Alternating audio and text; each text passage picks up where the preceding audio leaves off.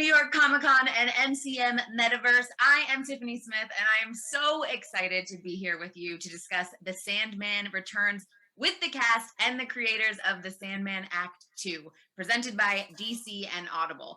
And we're going to get into all of your burning questions around the second act of the adaptation of this beloved novel and into its revolutionary audio performance.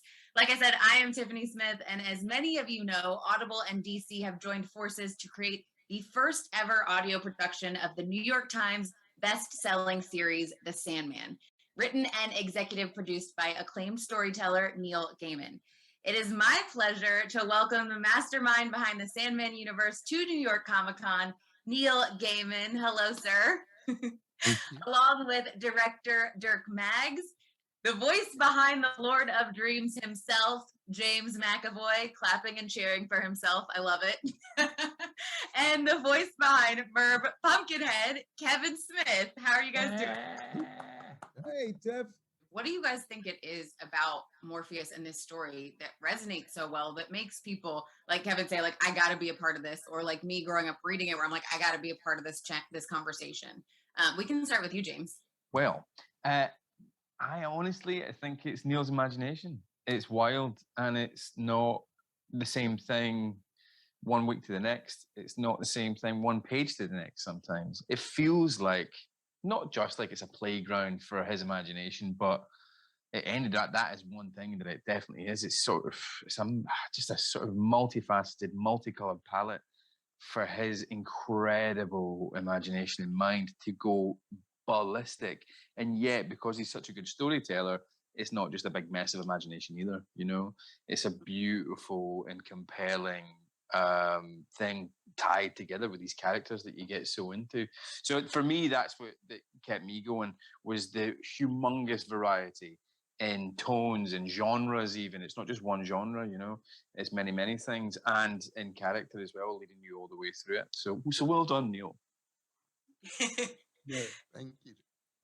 Dirk, what do you think it is about this character in this world that just resonates with so many people? It's a strange mixture. I think James is absolutely hit the nail on the head, because it's the variety, and it's the fact that Neil did this incredibly clever thing of choosing a character who was like the host of everything that you can imagine and everything that you can dream. I love the fact that Lucian's library is full of books that were never published, but could have been if the author just lived long enough. And it is really, yeah, it's the variety of the thing. The fact that you know, in Act 2, you're in ancient Greece, you're in hell, you're in 19th century San Francisco, 1st century Rome. I mean, it's just a French Revolution. It's everywhere. Kevin, how about for you? What is it about this world that you were like, yes, please sign me up? I think I always associate reading Sandman with a time in my life in my early to mid 20s, before I did anything, before I made art myself. And it, you know, it's wonderful to consume. Anybody can consume Sandman and find enriching subject matter, things that hit close to home and whatnot. But if you're a creative, it's fuel. Not only is it like fun to read and enjoyable, it also fuels your passions, your fire. I remember I was reading Neil heavily right before I made Clerks, and I've said this to him many times. Before I started my creative journey, the last big meal that I ate before I set out was Sandman, was Good Omens, was a lot of Neil's work. So, you know, you don't look at my work and ever once think about Neil Gaiman, but oddly enough, he sustained me for, honestly, the last 27, 28 years of my career. But as you watch someone's, as James pointed out, his imagination, Neil's imagination unfold, your imagination cannot help but unfold as well. And, you know, it's creative. The material is so creative, it inspires creativity in others. So not only do I just enjoy it as a well-told story, I enjoy it too as fuel for the fire. It makes me want to be a better artist, if that makes sense. Well, and I think that's, for me, it's always been that there's so many different genres that one second you can be reading one section and there's some romance in there, and the next section is complete horror and it's gothic, and there's so many different layers to it. And I literally was listening to part one on Audible last night, and I was like, it went from literally me being like, this is so fun, to me being like, okay, I'm gonna turn all the lights on in the house right now because I was feeling like a little bit creeped out, you know. And I think that's something that's it's like Kevin was saying, just inspiring for any creative, and just for people to really dive into their imagination with this story that you're telling. For you, Neil, what is it like hearing, that people are still connecting to this story and are so excited, to have another part of the Audible series with all these things going on surrounding this story? For me, I just feel incredibly lucky. And I feel lucky because, Dirk and I have been trying to get Sandman made as an audio, as serialized audio, since 1992, and failing. And we tried again in around 2012, 2013, 2014, failed again.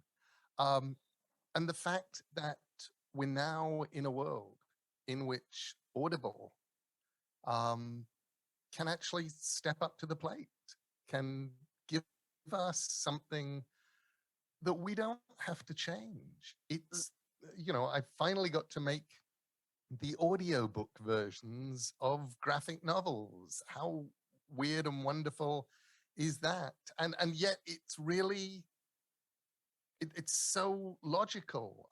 Comics and audio have been a thing since the 1940s, since the late 30s. Superman got kryptonite from the radio. And I'm pretty sure Jimmy Olsen was a radio creation too, who fed back. So there's just this level on which we're doing this thing that's very old, but whose time has come. Mm-hmm. And we don't have to change it. We don't have to edit it. We don't have to fix it. I have, in Dirk, I have the finest adapter, director that anybody could ever wish for. In James, I have the best Morpheus I could possibly hope for. And I also love the fact that I can get all of these, people, and they're doing it because they're Sandman fans. And we're all doing it because we want this thing to exist. And because you can find a day here and you can find 2 days there. And you can make this stuff happen. So Dirk has, we get to make these things happen in a way that is astonishing. So that for me is just the glory of this thing. Is it's what I would have dreamed of. We're going to take you into the world. You're going to hear amazing acting. You're going to be in a soundscape. We're going to make a movie in your head. Well, and you jumped off saying, you just feel really lucky. And I'm someone who totally firmly believes that everything happens at perfect timing, and how incredible it is that, you guys tried this a couple of times, and knowing that right now was the perfect time for everybody to come together to make this project what it is. And that, I think it's something when everyone's passionate about it, it shows up and you can hear it from everyone who's performing. James, do you have something? What is it about, maybe Dirk can answer this, but maybe Neil knows this as well, but as somebody trying to get it off the ground, what was it specifically about? Maybe it's just the genre, but we made Neverwhere, which is of course another of Neil's creations, round about that time that you were trying to get Sandman made the second time. So what is it you think about something like Sandman that didn't seem to click in the minds of executives or financiers or things like that? What is something like Neverwhere did? Because, for me, Sandman it's got everything, But so it'd be interesting to hear why you think it took till now. Can I just interject quick? James, you've definitely pushed yourself to the top of the list for moderating for next year. Steady on, mate. You might get a part. Might get a part if I'm lucky. Yeah. Okay, go Play your ahead. cards right. When we first talked about it, I was making DC Comics stuff for the BBC. They just had a spate where they were taking like Superman and Batman and stuff from us, and it was really great because we were able to bring the comics to life. And that's when I was trying to work up this sort of movie feel to the sound of the thing, that there was this immersive element. It was sort of dense but transparent. But I think at that time they just didn't know Neil's work. But later on, Neil was obviously a force to be reckoned with, because I think Neverwhere really, was a bit of a revelation. It was on a Douglas Adams scale of popularity. But then you've got the sheer scale of Sandman. Neverwhere, at least, was a book. There was kind of a beginning, a middle, and end. We did it. What did we do? 6 episodes, an hour, and then 5 halves, I think. Something like that, yeah. Yeah. Whereas this time around, with Sandman, look, the first series was nearly 12, nearly 11 hours. Second series is nearly 14 hours. That's a huge commitment for a broadcaster. So I think that's really where it was. So I think of it as an overnight success that took 30 years, James, really. Yeah. We also seem to be in the middle of either a game renaissance or a Sandman renaissance, where both of these things in my world have always been big, and now kind of the mainstream is finding it as well. Yeah. It's quality outs, and it's so nice when, like, there's a business full of people, and some of those people are lousy, and you see some lousy people win sometimes.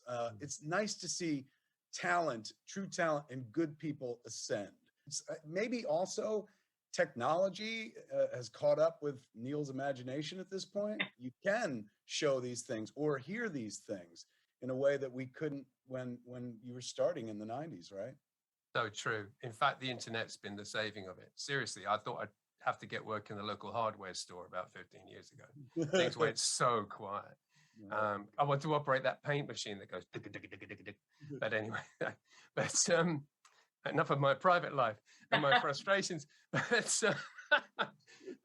Anyway, but yeah, the internet kind of, I mean, the BBC's been brilliant and it's kept spoken word audio going and so on. But as you said, when we were talking beforehand, Kevin, there's a whole generation in the United States, for example, who really didn't grow up with spoken word radio, and maybe your parents would talk about, Dark Shadows or whatever it is. But no, it was a kind of a dormant medium, and the internet just shook that up, and suddenly people are rediscovering it. And half the fun of this is that, and one of the kind of secret missions I'm on is to encourage people to make this stuff, because to lose yourself in a story just in your mind, it's just such a wonderful way to enjoy storytelling. I feel that there's so much entertainment, there's so much information, there's so much of that word content that doesn't really demand of you to engage. There's so much of it where you're quite passive as either a consumer or an audience member, and you can check out of it while still receiving it, kind of. Even movies can be like that sometimes. You watch a bad movie, it's no skin off your nose. You can kind of watch it, kind of get through it, kind of whatever. But there's something about audio drama or audio or spoken word. It's quite like theatre in a way that if you do not pay attention, if you do not engage, you kind of lose it. So it can be quite demanding for the listener. But I feel like modern audiences, they want to lose themselves, they want to engage, they want to dive in deep. So the more we're asking of them, if the material is good enough, and the material is clearly good enough because it's Neil, then you're really asking of them to lean in and commit. They get rewarded greatly. And I feel like audio does that in a way that, I don't know, it's kind of like sitting in the pub talking to your mate and your mate's telling you a story. It's the purest form of storytelling. Do you know what I mean? And audio is a little bit like that, where you're like going, oh my God, and all you're doing is listening to what happens next and imagining what that looks like. And you're doing the work and you're engaged in a way that you're not maybe with movies all the time.